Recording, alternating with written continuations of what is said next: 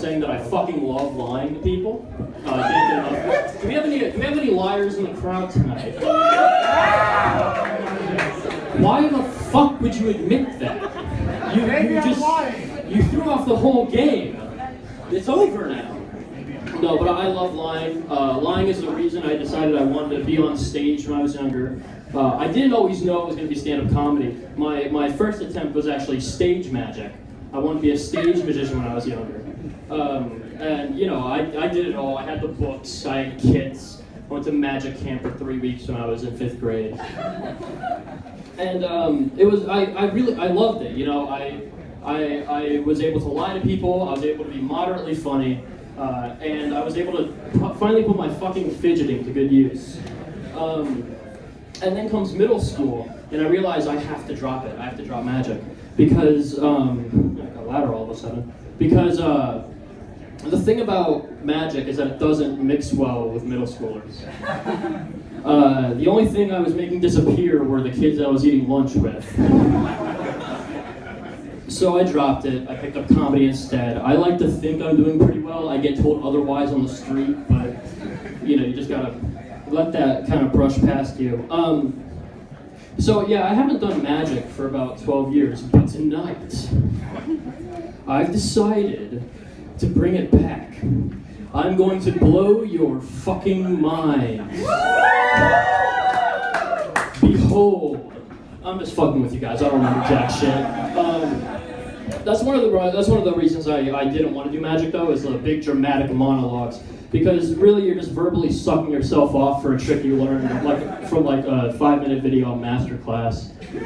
It's like, I'm going to amaze you with this awe-inspiring trick I learned from a book I bought off Amazon for $28. It has a foreword by Penn and Teller, so you know it's legitimate. Another reason I prefer comedy over magic is comedy has less of expectations attached to it. Like with magic, so much has to go right. With comedy, if something goes wrong, you can make it funny. But if you're a magician, you fuck up the trick, you're just done. You're fucked up. You know, you're out of the industry forever. If you knock over something, if like the trick goes wrong, if you accidentally call an audience member the wrong word and they remember that and hold it against you, that did happen, and it was my sister. It was her 10th birthday party.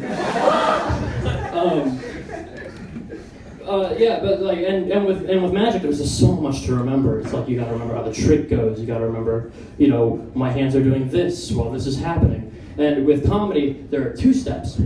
Remember a funny line, say funny line. That's it. And if you just improvise and riff, you can really just fucking forget that first step. That doesn't fucking matter.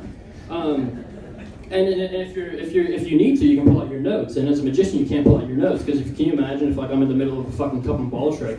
I'm like, all right, now I need like 2 minutes. Just let me, yeah, this is going to amaze you. Can't do that, doesn't work. That was my sister's 11th birthday party. And that's about the time where I started getting bullied by members of my own family for doing magic. The last great thing about comedy over magic that I'll just kind of get out there is that with magic, you always have to have a definitive ending. The trick always has to end in one way or another. You know, you always got to have that strong ending. And with comedy, it's really easy. It can be just about as easy as saying like, I don't know, Ivan, Patrick, Ryan, you guys have been great. That's my time. Thank you and have a good night.